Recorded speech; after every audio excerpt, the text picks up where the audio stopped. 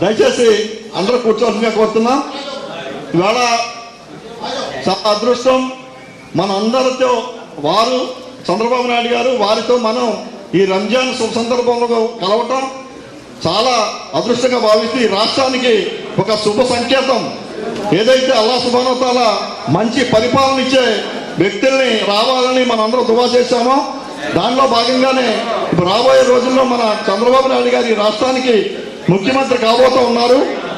వారికి మన అందరి తరఫున ఆశీర్వాదాలు, మన అందరి దువాలు ఇవ్వాలని చెప్పేసి కోరుకుంటూ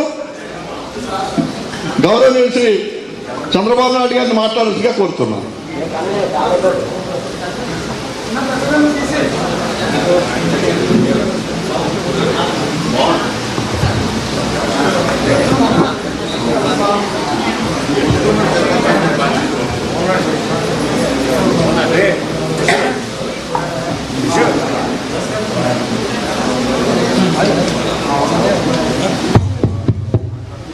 తమ్ముళ్ళు కొద్దిగా మీరంతా మీడియా పక్కకు రండి.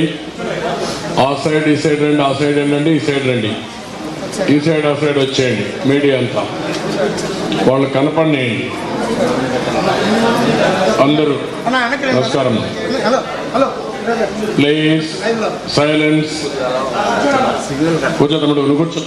వచ్చేమ్మా, మళ్ళీ ఫోటో తీసుకుందరు. వచ్చేయండి, ఇటు రండి, ఈ పక్క వచ్చేయండి, ఒక సైడ్కి రండి. మీరు కూడా ఒక సైడ్కి వెళ్ళాలి.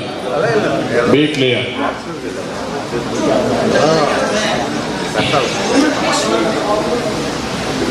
ఓకే.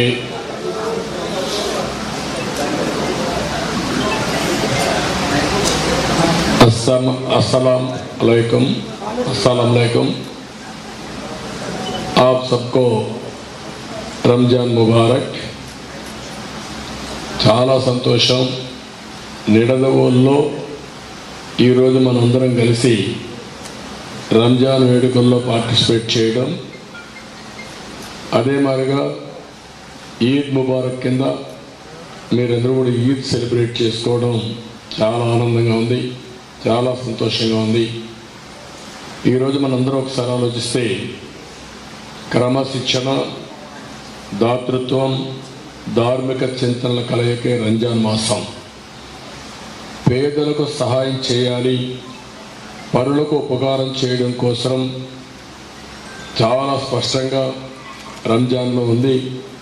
అందుకే ప్రతిరోజు ఈ నెలంతా కూడా ఎవరైతే ఎక్కువ దానాలు చేస్తారో వాళ్ళకి ఎక్కువ మోక్షం వస్తుందని కూడా రంజాన్ చాలా స్పష్టంగా చెప్తుంది.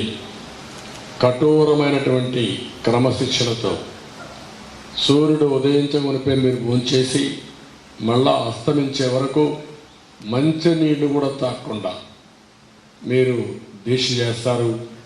అది ఒక బ్రహ్మాండమైనటువంటి అనుభవం కూడా, అనుభూతి కూడా.